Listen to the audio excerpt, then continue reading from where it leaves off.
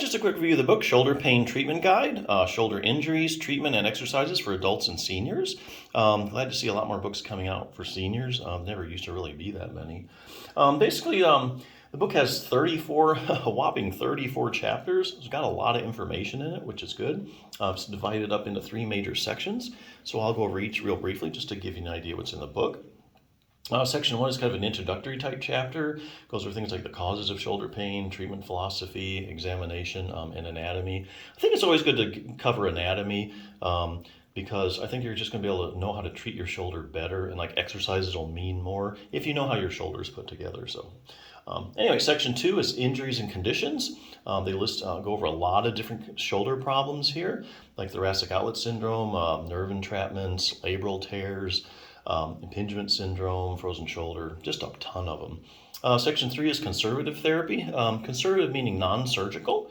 So basically, they cover things like laser therapy, shockwave therapy, acupuncture, cupping, chiropractic adjustments, injections, traction, just a bunch of different conservative therapies. So yeah, as you can see, there's a lot of information in there. The only caveat, something just to keep in mind, is that no one person with shoulder pain is going to have all those conditions that are listed in the book. Like you might have like a torn rotator cuff and impingement syndrome, but you're not going to have, that plus thoracic outlet and a torn labrum and a nerve entrapment. So there might be a lot of stuff in there that you might never need to know about. So that would be the only negative thing I could say, but it's got a lot of information in it. So if you have, the other option is if you have something like, frozen shoulder, finding just a book just on frozen shoulder instead of just a guide on all shoulder pain. Like I say, the only problem is that you might just you'd have a lot of information about other conditions you'll never have. But anyway, always good to have a good resource. If you are looking for books that are specifically on certain problems, as an example, and this one's for seniors too. Like I say, glad there's more books coming out specifically for seniors. So if you have a torn rotator cuff problem, you might want to go more for books like maybe is just specifically on the rotator cuff, as opposed to like an encyclopedic kind of book that has a bunch of different shoulder problems.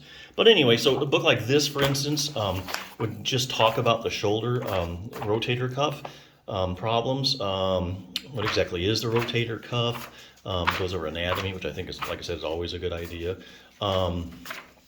Part 2, answers you need to know, goes over things like, what are the symptoms of a rotator cuff, any special tests, what kind of imaging is done, where does it tear at, looking at, are there different kinds of tears? Again, some interesting questions here.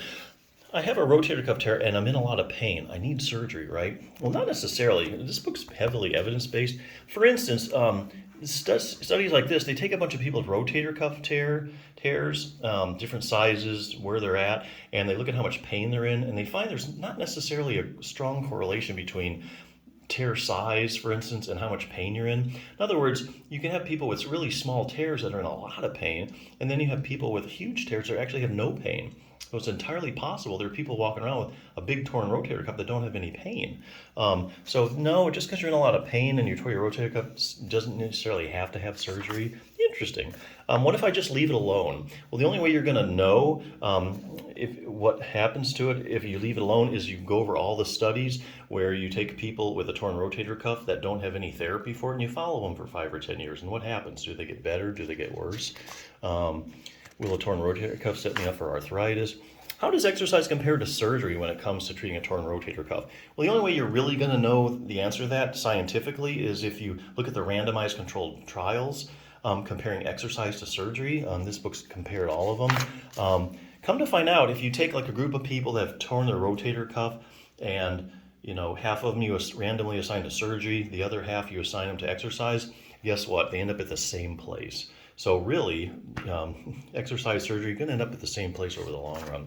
Anyway, to that end, they do have a lot of exercise here. They have 3 different levels, depending on if you can barely move your shoulder, or if you, just have a little tear, or you're just not having much pain, but you want to get stronger, or prevent a rotator cuff problem. So 3 different levels there. I thought it was cool. But yeah, so this is a book, choices here. When you're looking at book, specific, I tore my rotator cuff, or, hey, look, I might have a couple shoulder problems, maybe I'll need a book that give me, talk about a bunch of different problems. I might have a couple of them. So that's kind of comparison there. But yeah, this is a great book, a great resource, so I definitely check it out.